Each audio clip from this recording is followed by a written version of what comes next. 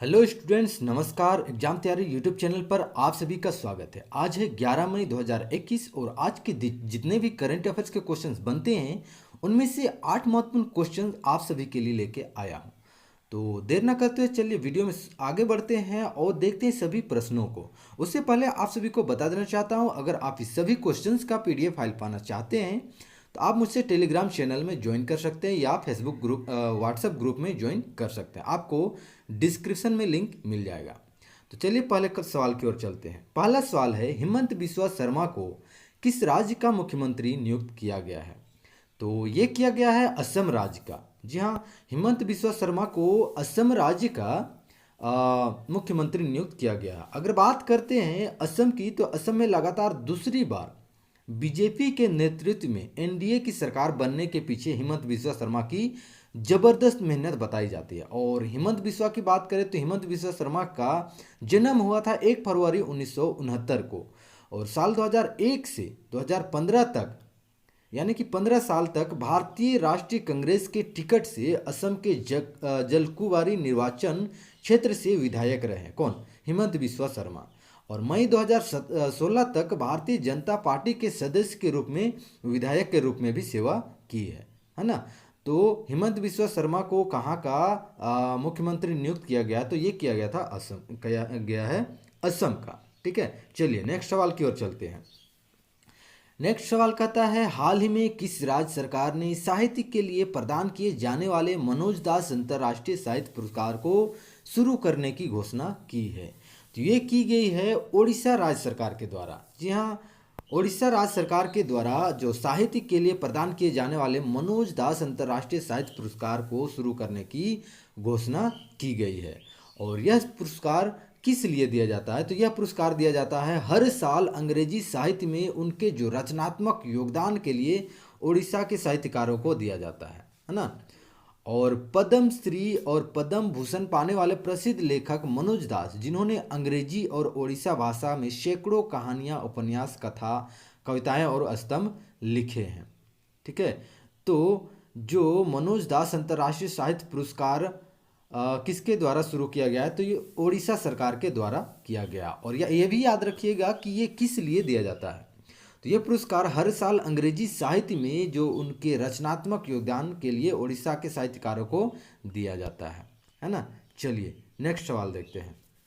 Next सवाल है, किस देश की पर्वतारोही कामी रीता शेरपा दुनिया की सबसे ऊंची चोटी माउंट एवरेस्ट पर 25 बार चढ़ने वाले दुनिया के पहले पर्वतारोही बन गए हैं?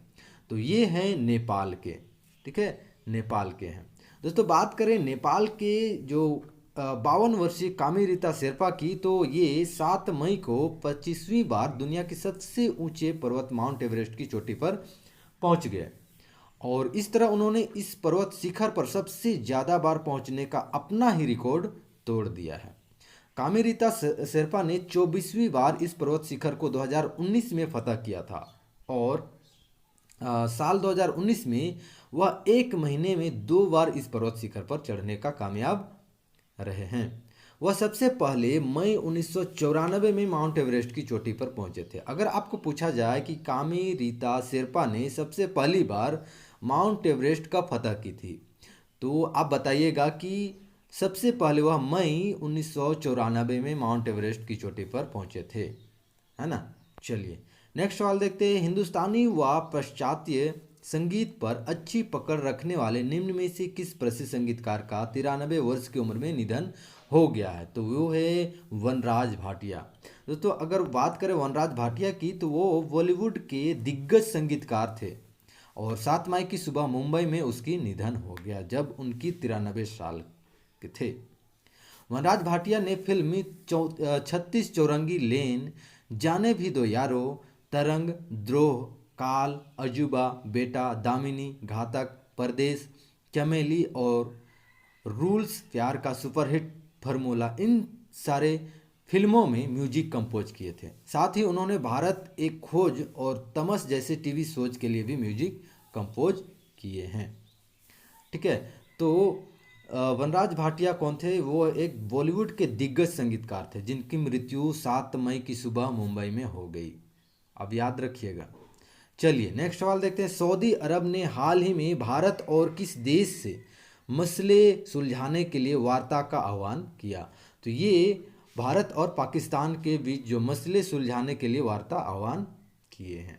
ठीक है, चलिए अगर थोड़ा सा बात करते हैं इसके बारे में, तो सऊदी अरब ने हाल ही में जो भारत और पाकिस्तान के बीच कश्मीर समेत लंबित मुद्दों को सुलझाने के लिए वार्ता के महत्व का जोर दिया है। दोस्तों, पाकिस्तान के विदेश मंत्रालय ने प्रधानमंत्री इमरान खान और सऊदी अरब के युवराज क्राउन प्रिंस मोहम्मद बिन सलमान के बीच हुई उच्च स्तरीय वार्ता के बाद एक संयुक्त बयान जारी किया।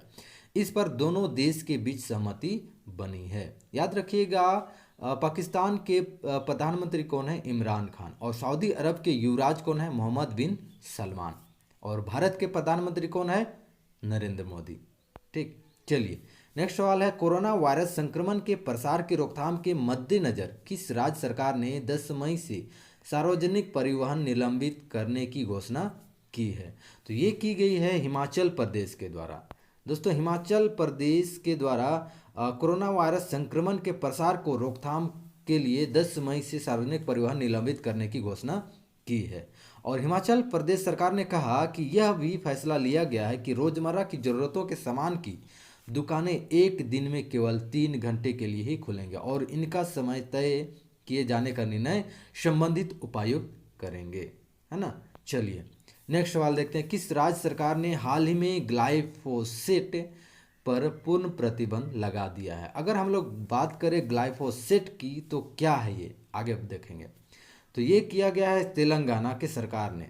तेलंगाना के सरकार ने हाल ही में ग्लाइफोसेट पर पूर्ण प्रतिबंध लगा दिया गया है। ग्लाइफोसेट की बात करें तो दोस्तों, ये है एक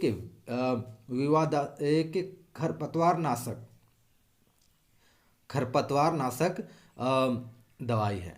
ठीक है, जो आमतौर पर क्या किया जाता है, कपास के खेतों में खरपतवार को मारने के लिए उपयोग किया जाता है। अगर हम लोग बात करें ग्लाइफोसेट के उपयोग पर प्रतिबंध क्यों लगाया है, तो क्योंकि यह एक कैंसर कारक है ना, कैंसर कारक है, इसलिए इसको पूर्ण प्रतिबंध लगा दिया गया है। किसके द्वारा लगाया गया है? तो ये लगाया गया है तेलंगाना सरकार के द्वारा।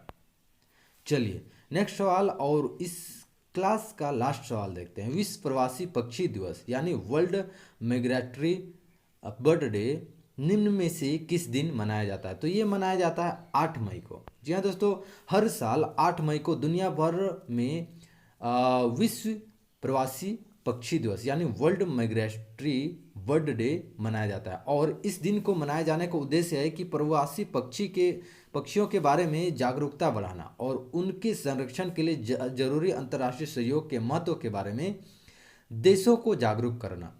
और अगर बात करें कि इस वर्ष यानी 2021 का जो विश्व प्रवासी पक्षी दिवस जो मनाएगा, उसका विषय क्या है? तो उसका विषय है sing fly soar like a bird. ठीक है, याद रखिएगा 2021 में जो विश्व प्रवासी पक्षी दिवस मनाया गया, उसका विषय क्या है? तो इसका विषय है sing fly soar like a bird.